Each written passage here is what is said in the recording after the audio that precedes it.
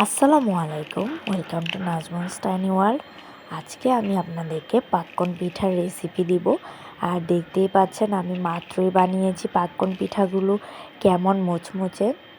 আমি আপনাদেরকে ভেঙে ভেঙে দেখাচ্ছিলাম, ভিডিওটা দেখতে থাকুন, তাহলে আপনারা জানতে পারবেন খুব সহজে কিভাবে এই পিঠা বানানো যায়। আর আমি শিরা দিয়ে বানিয়েছি, এটা হচ্ছে শিরায় ডোবানো পিঠাটা।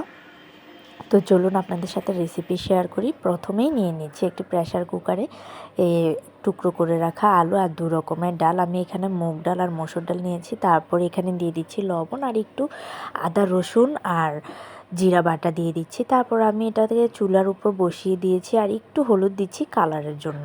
আপনারা চাইলেও ফুড কালারও ব্যবহার করতে পারেন, তবে আমি হলুদ দিয়ে নিচ্ছি। তারপর আমি দেখতেই পাচ্ছেন এখানে ম্যাশ করা আলুগুলো একদম ভর্তার মতো হয়ে গিয়েছে, এখানে ডালগুলো। তারপর আমি এখানে চালের গুঁড়া মিশিয়ে নিচ্ছি।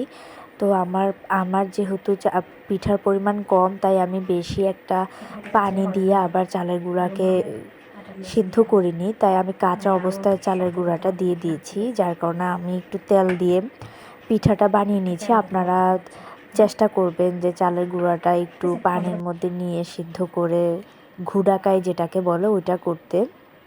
তো আমি তেল দিয়ে তারপরে ভালোভাবে জিনিসটাকে বেলে নিচ্ছি। তারপর আমি যেহেতু ডিজাইন পারি না, আমি বিভিন্ন শেপে দেওয়ার চেষ্টা করছি। আপনারা ডিজাইন পারলে আপনারা সুন্দর করে নকশা করবেন। আর এই পিঠাটা না কুমিল্লাতে খুবই বিখ্যাত। আর আমি যেহেতু কুমিল্লার মেয়ে, তাই আমি অবশ্যই এই পিঠাটা অনেক আগের থেকে বাসায় ট্রাই করি, বানাই।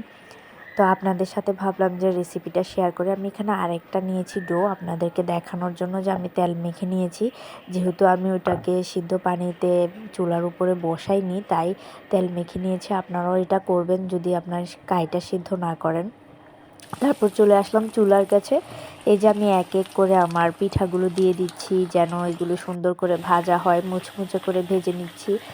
বেশি আঁচে ভাজতে যাবেন না একদমই।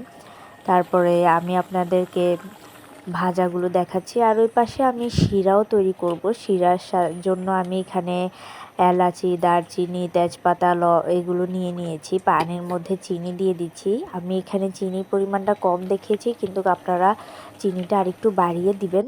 আমিও পরবর্তীতে বাড়িয়ে দিয়েছিলাম। আর এখানে দেখতেই পাচ্ছেন আমার সুন্দর পিঠাগুলো হয়ে যাচ্ছে। আর এই যে শিরায় দেওয়ার পরের অবস্থা, শিরাতে দিয়ে কিন্তু চুলার গ্যাসটা অফ করবেন না, চুলাতেও কিন্তু গ্যাসটা অন রাখতে হবে। এই যে তৈরি হয়ে গেল আমার পাক্কন পিঠা। আপনাদের সাথে রেসিপিটা শেয়ার করলাম, আমাকে জানাবেন কেমন হয়েছে। আসসালামু আলাইকুম, ধন্যবাদ।